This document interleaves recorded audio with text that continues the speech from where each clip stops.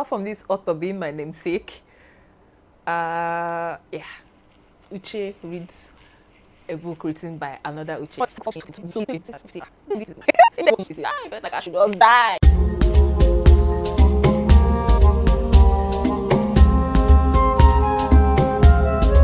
Hello everyone, welcome back to my YouTube channel. My name is Uche, and if this is your first time here, you are highly welcome. And if you're a returning viewer, how far? How is the book reading going?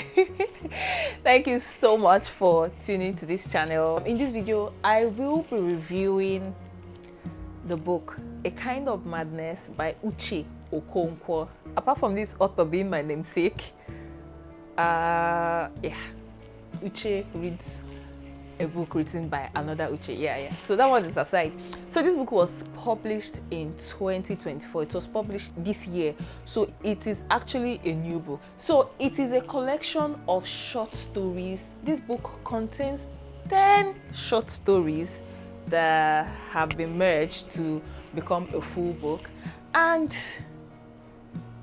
going by the title, A Kind of Madness, it details or it elicits different kinds of madness. So it is not until someone pulls off his or her clothes and goes into the streets raving mad that the person is called mad. Madness can also mean when you pour too much emotion into something, when you display a kind of emotion that gives room for concern, yeah, that becomes unusual. It's a kind of madness. Grief is a kind of madness. Greed is a kind of madness. Overambitiousness is a kind of madness. Depression is a kind of madness. Obsession is a kind of madness. Desperation is a kind of madness. And in these 10 stories, in these 10 different stories that have been put in this book, we get to see each kind of madness. So guys, the first story in this book is Munye, Belgium. And this happens to be my favorite story in the pack. And it tells the story of a young girl who is in the Polytechnic with a suitor, someone who actually wants to marry her. He's planning on getting enough funds so that he can come and marry her properly.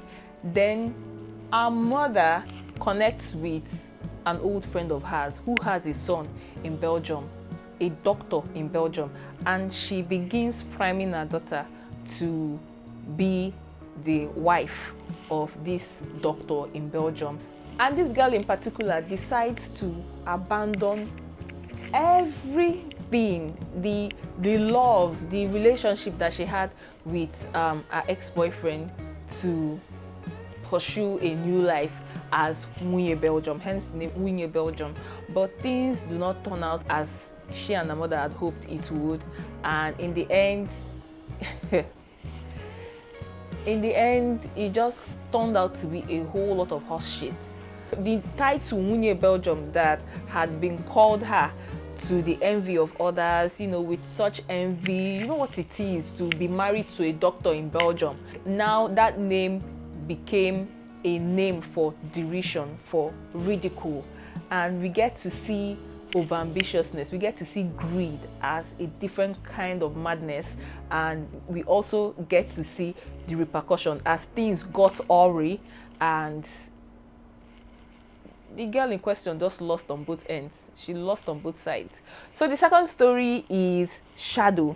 This is a story about obsession, a story about grief, a story about wishful thinking on the part of a very young boy who loves his auntie-in-law, you know, loves her like a mother. You know, he was always everywhere she was, like her shadow, her own personal shadow. And he also wished that he could be a child. Even when she lost her pregnancy, he wished that he could be a child, but if wishes were horses, beggars would ride. So that's just the typical case of this. So we also see a kind of madness. So the madness is not reserved for only adults, but we also see it present in children as well, because this is somewhat like a 9-year-old boy, yes, with this obsession, with this love, with this follow spirit for his aunt by marriage. Then the third story is Debris.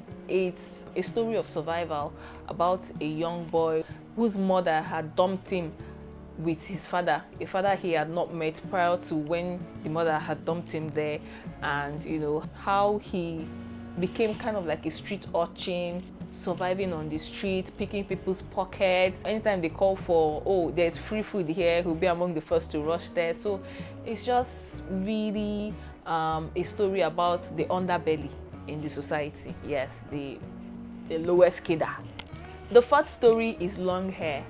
Long Hair is set in a secondary school, a girls only secondary school. I went to a girls only secondary school, so I could really relate to this story.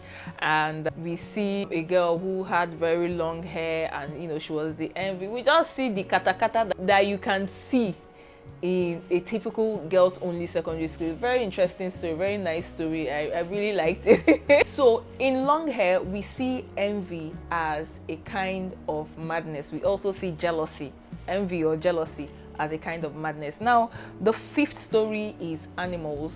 We see Nedu's friendship with a one-eyed chicken. It is very unusual. Of all things to have as a pet, it has to be a chicken with one eye. Like, it's weird, and it's certainly a kind of madness. So we see young Nedu and how he befriends this chicken, much to the mother's frustration, and you know how he doesn't want the mother to kill the chicken. And we also get an insider view of what the relationship between Nedu's mother and father is, and how his mother kind of loses respect for her husband after they are harassed by a police officer.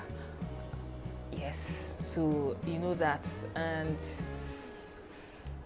it's crazy that eventually when this chicken was killed, Nedu was sulking. He was upset with everyone in the house. We also see Nedu's older sister, who I would say is, will I say, content creator? Yes, and how she releases the chicken so that she could capture this epic chicken chase on film. So yes, that's a different kind of madness.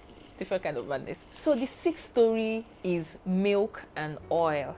So this tells the story of friendship between two very young girls, one of which happens to be a carrier. Like, she has sickle cell. She's SS. She has the sickle cell disease. There are two 9-year-olds. One is Soti. Soti is the one with the sickle cell disease, and there's Chikube, our friend.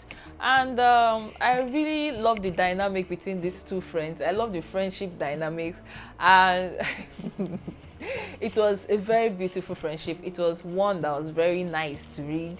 This is another of my favorite stories. One of the stories I actually enjoyed reading. So the next story, the seventh one, is The Harvest. The Harvest typically talks about church business and the desperation to gather flock for the chief shepherd, which is Jesus Christ and which is God. But the thing is, in this case, we get to see the dynamics of the Nigerian religious. So people would prefer, if a pastor comes out now and is doing miracles left, right, and center, you will see flock there. You will see people trooping. People would, in fact, that's the hill people are willing to die on at any given time.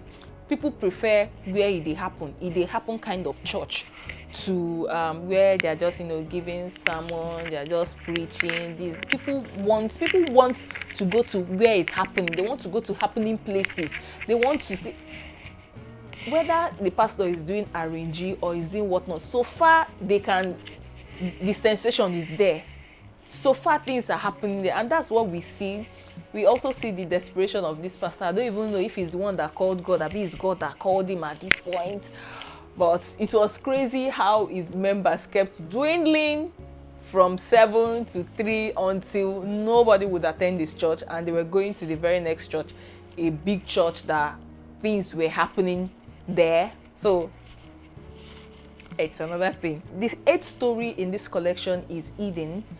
Eden is a story about how the mistakes of parents could negatively affect their children, and this we see in pornography where the little children, a boy and a girl in the household, are exposed to pornography. This pornography happens to be their fathers. So their father kept his pornographic movie carelessly, and the children, bored on one of their holidays, decide to watch this movie, and it's just crazy. It's really crazy, and it's not enough to just flog the children and expect that they would not do it again. It's actually a seed that has been planted in these kids and young children, and what they are exposed to and how they grow. Good luck getting that child back. The 9th story is The Girl Who Lied. This story is set in a girls only school, Badagry Model College, I think, and it tells the friendship between Kemi and Tola. Yes. So Kemi happens to be from a wealthy family, but she's given to telling stories, entrancing people with her stories, fabricating such mind-blowing stories. But at the bottom of all this vivaciousness, at the bottom of all this liveliness, is a very depressed girl, a very depressed young girl. And this friendship with Tola lasts just 6 weeks before Kemi plunges into a well, and we see the telltale signs in Kemi. We see that she has abandonment issues, as her mother would not come to visit her on visiting day. She would rather send the driver. And wow, I mean, depression is really serious, because I think people are built differently. Because I went to a girls only secondary school too, and it was in a different state from where my family is based in. And it's really crazy though. It's really sad. Visiting day. The only time they visit me is midterm. It's midterm. But anyway, I knew how I felt one midterm that either of my parents did not come to visit. I felt like I should just die. But honestly, depression is something that is gaining grounds now, and people just have to be mindful of their environment and the people around them.